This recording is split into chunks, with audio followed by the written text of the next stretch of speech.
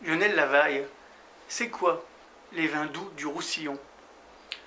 Alors les vins doux naturels du Roussillon sont certainement les plus grands vins au monde. Alors ils sont dans le Roussillon, on en trouve ailleurs. La particularité du Roussillon, c'est qu'on retrouve beaucoup d'appellations de vins doux naturels. Il y en a évidemment la plus célèbre, le Rivesaltes, avec des grenaches. Il y a les muscats de Rivesaltes, qui sont sur la même aire d'appellation, mais qui sont faits avec du cépage muscat.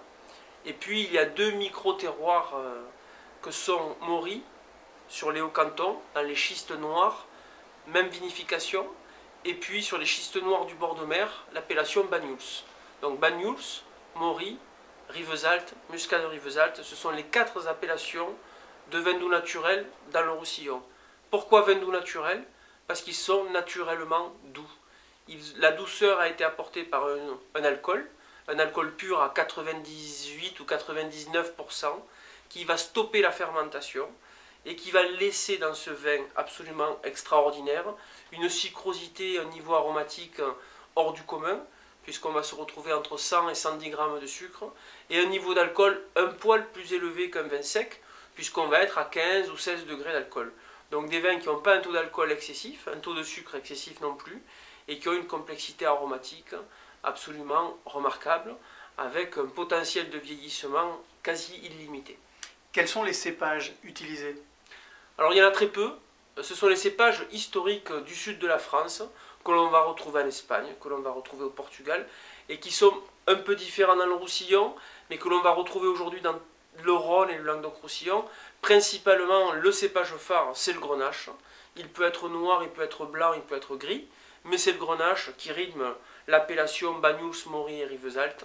Et le cépage unique, c'est le muscat dans l'appellation Muscat de Rivesaltes. Il y en a deux, le muscat d'Alexandrie et le muscat petit grain, qui sont intéressants d'ailleurs à assembler.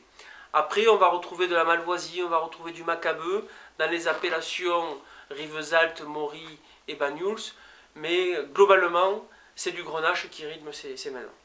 C'est bien dans votre région qu'on entend parler de Dame Jeanne et de Toury? Oui, c'est dans notre région. Alors après, il y a chez nous tout un process de vinification derrière les vins doux naturels. On élève nos vins doux naturels dans divers contenants. On fait des vins doux oxydatifs dans des foudres, on fait des rancios. L'avantage du vin doux naturel, c'est qu'il peut supporter un phénomène oxydatif, qui est à la base un défaut dans le vin, mais de par sa structure, il évolue, et même ce défaut, poussé à l'extrême, un peu comme chez les hommes, en devient une qualité. Et ces vins doux naturels deviennent qualitatifs en perdant leurs arômes de fruits, mais en gardant ces notes d'évolution de noix, de fruits secs. Et alors là, il y a une palette aromatique qui est illimitée aussi. Alors, en tant que directeur général des domaines Cazes, quel vin conseillez-vous?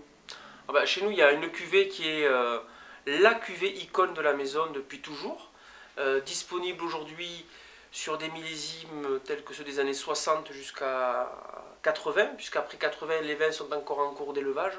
C'est la cuvée Mécase. C'est le père fondateur du domaine. Hommage lui est rendu sur ce vin, qui est à peine élevé 30 ans en barrique.